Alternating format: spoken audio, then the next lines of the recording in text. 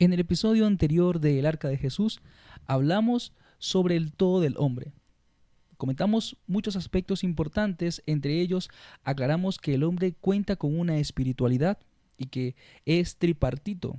Tiene tres partes bíblicamente, como lo menciona el libro de Segunda de Tesalonicenses, donde habla que el hombre es alma, cuerpo y espíritu. Esto compone el todo del hombre. Por otra parte, mencionamos que hay una separación cuando el hombre toma la iniciativa de desobedecer a Dios allá en el huerto del Edén. Entonces, en este capítulo vamos a identificar cómo era el primer hombre antes de que éste desobedeciera. Necesitamos este contexto porque tenemos que identificar si ciertamente debemos juzgar al hombre de acuerdo a nuestra naturaleza actual. O ciertamente el primer hombre contaba con unas características y cualidades que nos lo hace completamente distinto a la naturaleza caída que contamos cada uno de nosotros que abrimos los ojos en esta tierra. En este capítulo hablaremos del primer hombre. Génesis capítulo 2, versículo 4. El hombre en el huerto del Edén. Vamos a leer en el nombre del Padre, del Hijo y del Espíritu Santo. Estos son los orígenes de los cielos y de la tierra cuando fueron creados. El día que Jehová Dios hizo la tierra y los cielos y toda planta del campo antes de que fuese la tierra, y toda hierba del campo antes de que naciese, porque aún Jehová Dios no había hecho llover sobre la faz de la tierra, ni había hombre para que labrase la tierra, sino que subía de la tierra un vapor, el cual regaba toda la faz de la tierra. Entonces Jehová Dios formó al hombre del polvo de la tierra y sopló en su nariz aliento de vida, y fue el hombre un ser viviente. De allí pasamos al versículo 15 del mismo capítulo, que dice: Tomó pues Jehová Dios al hombre y lo puso en el huerto del Edén, para que labrase la tierra y la guardase. Y mandó Jehová Dios al hombre diciendo: De todo árbol del huerto podrás comer, mas del árbol de la ciencia del bien y el mal no comerás, porque el día que de él comieres, ciertamente morirás. Entonces, en primera instancia, lo vimos en el primer capítulo de El todo del hombre, que en el principio Dios hizo al hombre. El primer hombre no viene de una raíz incorruptible, no viene de una línea de pecado, es engendrado y creado por Dios. La palabra de Dios dice que del polvo de la tierra crea esa vasija, ese hombre que somos nosotros, y que de repente sopla en su nariz aliento de vida. Le da espíritu al hombre. Y desde entonces el hombre fue un ser viviente. Era un muñeco, pero ahora es un ser viviente. Cuando el Señor hace eso, le da una indicación al hombre, le dice: encárgate del huerto, lábralo y guárdalo. El conocimiento que tenía el hombre era suficiente, porque recuerda que el primer hombre no tiene las cualidades caídas que tú y yo tenemos, que cuestionamos absolutamente todo. No, él sencillamente, Dios decidió: tú eres creado por mí. De esta manera, ahora bien, ese primer hombre no está lleno de cuestionamientos como nosotros. Es perfecto, puesto que su labor era la que ya Dios le había otorgado. Después de eso le da otras indicaciones más que lo vamos a leer a continuación. En el capítulo 1 de Génesis, en su versículo 26 dice: Entonces dijo Dios: hagamos al hombre a nuestra imagen conforme a nuestra semejanza. Ese hagamos lo veremos mucho más adelante. ¿Por qué Dios acá dice hagamos al hombre? ¿Por qué habla en plural? Y señoré en los peces del mar, en las aves del cielo, en las bestias, en toda la tierra y en todo animal que se arrastra sobre la tierra. Ya habíamos pues visto que el hombre estaba puesto en el huerto para labrar, para guardarlo. Y creó Dios al hombre a su imagen, a imagen de Dios lo creó, varón y hembra los creó. Y los bendijo Dios y le dijo: fructificaos y multiplicaos, llenad la tierra y sojuzgadla, y señoread en los peces del mar, en las aves de los cielos, en todas las bestias que se mueven sobre la tierra. Y dijo Dios: he aquí os he dado todas las plantas que da semilla, que está sobre toda la tierra, y todo árbol en que hay fruto, y que da semilla os será para comer, y a toda bestia de la tierra, y a todas las aves de los cielos, y a todo lo que se arrastra sobre la tierra en que hay vida, toda planta verde le será para comer. Y fue así. El hombre era vegetariano y también los animales eran vegetarianos. No había corrupción, como les dije. El hombre ni siquiera tenía un fin específico.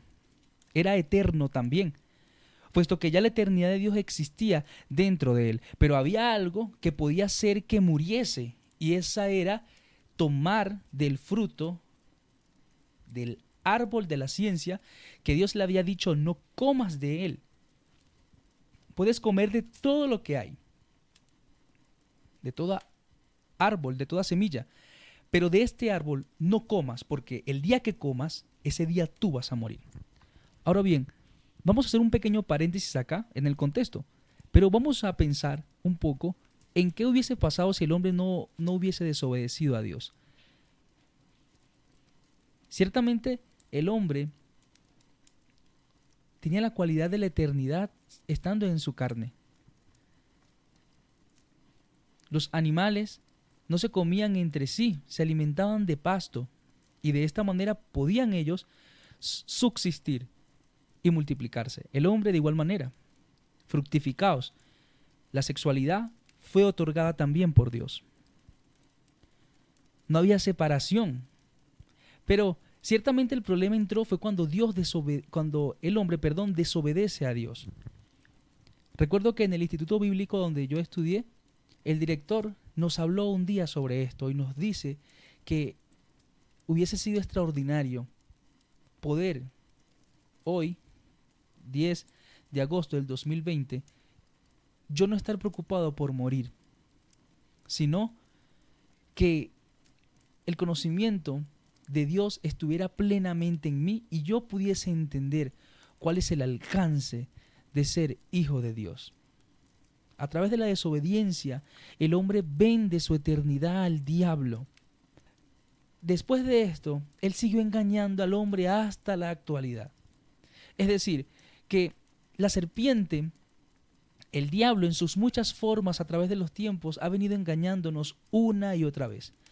La Biblia declara que el príncipe de este siglo, Satanás, ha entenebrecido la mente de nosotros para que no nos pueda alumbrar la luz del evangelio en nuestro ser. Es muy triste yo hablarle a una persona, por ejemplo en la zona en la que vivo de Bogotá, yo hablarle a un joven de Dios y no le importa en lo absoluto, no le interesa, no tiene ni el mínimo conocimiento de él. Y así, en nuestra ignorancia, vivimos y andamos, buscando fama, buscando trabajo, buscando posición, buscando ser mejores personas. Sin Dios no lo vamos a poder lograr, porque estamos ignorando un enemigo que es 10,000 veces más fuerte que tú. El primer hombre perfecto lo engañó, y déjame decirte que a ti te engañará una y otra vez si no está el poder de Dios contigo. El primer hombre era perfecto en todas sus dimensiones.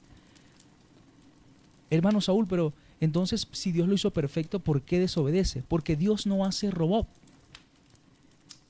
El hombre tiene la capacidad de decidir. Si Dios le dijo no toques eso, ¿por qué desobedeció? Dice la palabra de Dios que apenas que él comió del fruto, porque la mujer le dio, inmediatamente sus ojos fueron abiertos y se dieron cuenta de que estaban desnudos. Mira lo que dice el capítulo número 2, versículo 25 dice: estaban ambos desnudos, Adán y Eva, su mujer, y no se avergonzaban. ¿Por qué? Porque todavía Dios no le había dado más conocimientos a ellos de cómo y el porqué de las cosas. No había vergüenza en ellos, no había esos cuestionamientos que tenemos nosotros. El conocimiento que tenía era perfecto, puesto que su Dios era quien los dirigía a ellos. En realidad, sabemos que Dios le daría al hombre las indicaciones correctas para vivir, porque si hay alguien que es perfecto, puro, santo y que es fiel y verdadero, ese es Dios. Si el hombre no hubiese desobedecido a Dios, tú y yo no estuviésemos en esta condición actual. Por esa desobediencia sucede todo lo que pasa ahora. Damos gracias a Dios por Jesucristo. Damos gracias a Dios por Él, porque sin Cristo no somos absolutamente nada. No somos nada, no somos nada, no somos nada sin Cristo. Y ya se los voy a probar a través de la Escritura. El primer hombre perfecto en todas sus dimensiones, vegetariano, no comía corrupción, tenía el conocimiento de Dios, tenía una mujer con la cual iba a labrar la tierra, con la cual iba a multiplicar la tierra a través del sexo que también fue dado por Dios, pero él decide buscar más conocimientos y de esa manera entra la muerte al hombre a través de lo que quiere saber. ¿Será que es diferente a estos días? Para nada. El hombre quiere saber más y más nos acercamos a nuestro fin. Yo te voy a presentar hoy a Jesucristo para que entiendas la veracidad de su testimonio, la veracidad de lo que él hizo, la veracidad del propósito de Dios a través de los tiempos. Llegar hasta esta dispensación de los tiempos y mostrarnos su gracia a través de el unigénito Hijo de Dios. Vamos a leer el capítulo 5, versículo 12. Lo mencionamos en el primer capítulo, donde hablamos del todo del hombre. En este estudio, esta segunda parte, vamos a retomarla ahora sí en el capítulo 5, versículo 12. Por tanto, como el pecado entró en el mundo por un hombre, Adán, y por el pecado la muerte, ¿cuál pecado? La desobediencia. Así la muerte pasó a todos los hombres por cuanto todos pecaron. Pues antes de la ley había pecado en el mundo, pero donde no hay ley, no se inculpa de pecado. Obvio. No obstante, reinó la muerte desde Adán hasta Moisés, aún en los que pecaron a la manera de la transgresión de Adán, el cual es figura del que habría de venir. Es decir, que cuando el hombre empezó a multiplicarse en la tierra, había un pequeño conocimiento en ellos. Adán tenía la simiente de la desobediencia y la transmitía. Obedezcan a Dios, obedezcan a Dios, no desobedezcan a Dios. Era como que el primer evangelista. Era el primer mensaje, no desobedezcas a Dios. Entonces, ese no desobedezcas a Dios era como la primera ley. Ten cuidado, no hagas lo que Dios no quiere que hagas, porque por mí entró la muerte. Versículo 17. Pues si por la transgresión de uno solo reinó la muerte, hablando de Adán, mucho más reinarán en vida por uno solo, Jesucristo, los que reciben la abundancia de la gracia y el don de la justicia. Así que, como por la transgresión de uno vino la condenación a todos los hombres, de la misma manera, por la justicia de uno vino a todos los hombres la justicia y la vida. Porque así como por la desobediencia de un hombre los muchos fueron constituidos pecadores, así también por la obediencia de uno los muchos serán constituidos justos. Pero la ley se introdujo para que el pecado abundase, mas cuando el pecado sobreabundó, sobreabundó la gracia. Para que así como el pecado reinó para muerte, así también la gracia reine por la justicia para vida eterna mediante Jesucristo nuestro Señor. Aleluya. Es extraordinario, hermano. En Jesucristo hay salvación.